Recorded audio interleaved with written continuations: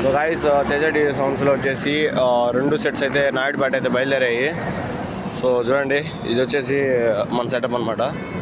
I mean ఇది ఒక setup అనమాట. ఇక్కడ వచ్చేసి ట్రయాంగిల్ వస్తుంది, అలాగే షార్పీలు కూడా వస్తాయి, ఇక్కడ కూడా వస్తాయి. సో చూస్తూ ఉండండి, ఇక్కడైతే షార్పీలు రావు. దీంట్లో వచ్చేసి మన బడ్జెట్లో అయితే చేస్తున్నాం. దీంట్లో షార్పీలు లేవు, దీంట్లో షార్పీలు అయితే ఉన్నాయి.